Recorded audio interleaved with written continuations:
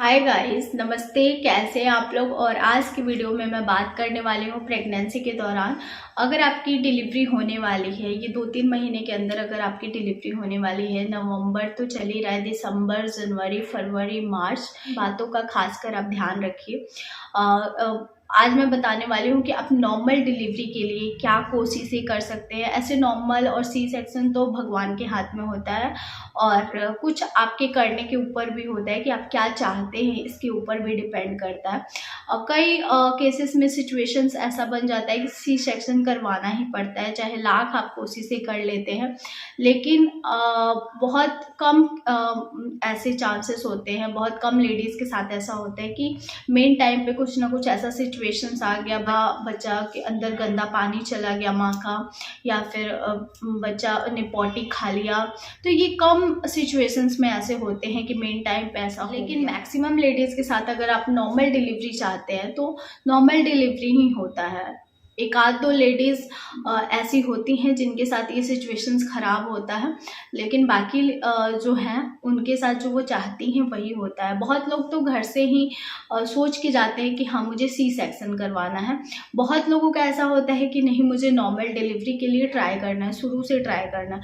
अगर आप normal delivery के लिए चाहते हैं तो आप क्या क्या कर सकते हैं, कैसे अपना ध्यान रखेंगे और क्या क्या चीज़ें आपके साथ होने लगती है कि आप समझ जाइए कि अब आपकी नॉर्मल डिलीवरी होने 15 दिन में क्या क्या पहले आपको फेस करना पड़ता है। तो सारी चीज़ें आज के इस वीडियो में डिस्कस करने वाले हैं। तो अगर आप मेरे चैनल पे पहली बार विजिट किए हैं, अगर आप मुझे पहली बार देख रहे हैं तो मेक श्योर करें कि मेरे चैनल को सब्सक्राइब कर दें, मेरे वीडियोस को लाइक कर दें। अच्छा लगेगा तो ज़रूर लाइक कीजिएगा और शेयर कर दें, स्पेशली उन लेडीज़ के साथ जो प्रेग्नेंट है, तो उनको बहुत ज़्यादा हेल्प मिलेगी। तो चलिए फिर बिना देरी किए वीडियो स्टार्ट। सबसे पहले बात करते हैं कि अगर आप नॉर्मल डिलीवरी के लिए ट्राई करते हैं, बहुत ज़्यादा अच्छा होता है नॉर्मल डिलीवरी। सी सेक्शन से कई ज़्यादा अच्छा होता है। वो एक दिन का दर्द होता है लेकिन वो बहुत अच्छा होता है, जल्दी आप रिकवर भी होते हैं। नॉर्मल डिलीवरी में ऐसा होता है कि आपका सबसे पहले कि आपके पेट पे स्टिचेस नहीं आते हैं, तो आपका पेट खराब नहीं होता है, आपकी बॉडी उतनी ख़राब नहीं होती है जितनी कि सी सेक्शन में ख़राब होती है।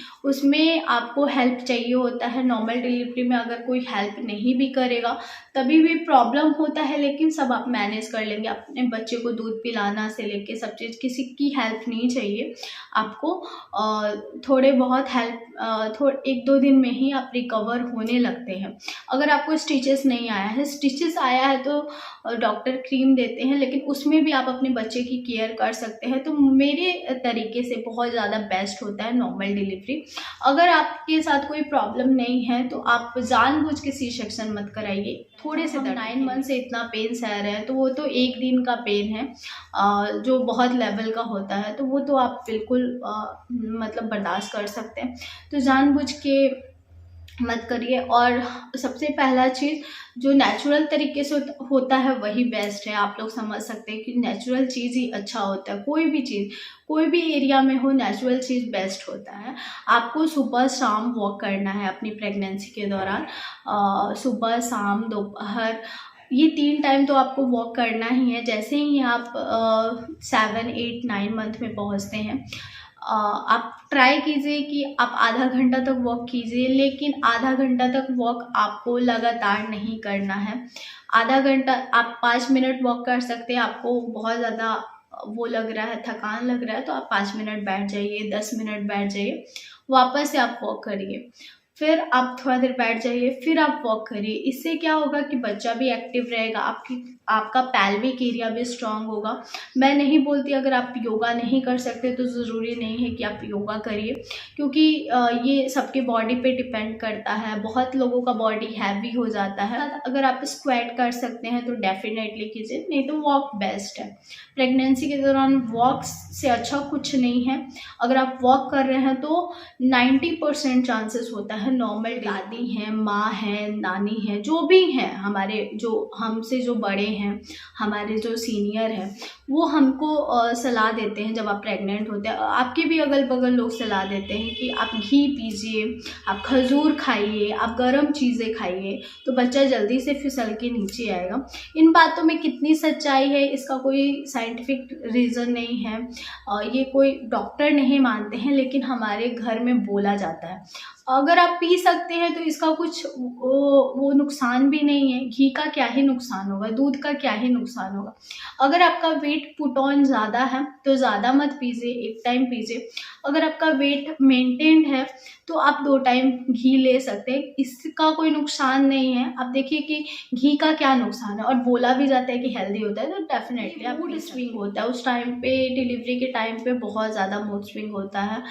कभी आपको बहुत ज़्यादा खुश होने का मन करेगा, कभी आपको बहुत ज़्यादा दुखी होने का। छोटा सा बात आपको बहुत ज़्यादा खुश कर देगा, छोटा सा बात आपको बहुत ज़्यादा दुखी कर देगा।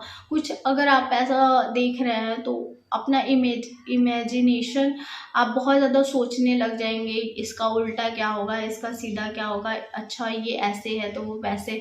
तो मतलब बहुत ज़्यादा आपका दिमाग चलने लगता है उस टाइम पे, बहुत ज़्यादा आप उल्टा नेगेटिव चीज़ें बहुत ज़्यादा सोचने लगते हैं, जिसकी वजह से आपका मूड स्विंग होता है। तो सबसे पहले आपके दिमाग में कुछ भी आ रहा है तो आप लेट गो करिए और अपने बच्चे के बारे में सोचिए। देखिए, बोलना तो सही में मेरे लिए भी आसान है कि मैं बोल रही हूँ कि आप मत सोचिए, मत देखिए, लेकिन अगर कुछ ऐसी चीज़ें होती हैं तो साथ में उस टाइम पे कंट्रोल नहीं हो पाता है।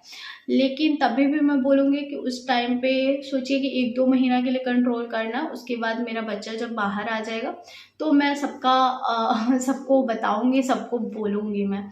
तो आपको जितना बोलना है, जितना भड़ास निकालना है डिलीवरी के बाद निकालिए, और माइंड में बिल्कुल नेगेटिव चीज़ें मत जाने दीजिए, क्योंकि सबके घर में वही होता है, हस्बैंड से चक चक चक चक, घर वाले से चक चक चक, तो होना ही है, साथ में रह रहे हैं तो ये सब चीज़ें माइंड में बिल्कुल मत लीजिए, और डिलीवरी के बाद जितना आपको बोलना है बोल लीजिए आराम से। फ्रेंड्स, आई होप आपको आज की वीडियो बहुत ज़्यादा पसंद आई होगी। अगर हाँ तो मेरे वीडियो को थम्स अप ज़रूर दीजिएगा, सब्सक्राइब कीजिए नीरू ब्यूटीफुल कॉर्नर को, और भी अच्छी और इंटरेस्टिंग वीडियो के लिए मुझे इंस्टाग्राम पे ज़रूर फॉलो कीजिए। वहाँ पे मैं रील्स, फैशन वीडियोज़ और लाइफ अपडेट डालती हूँ, तो आपको बहुत अच्छा लगेगा।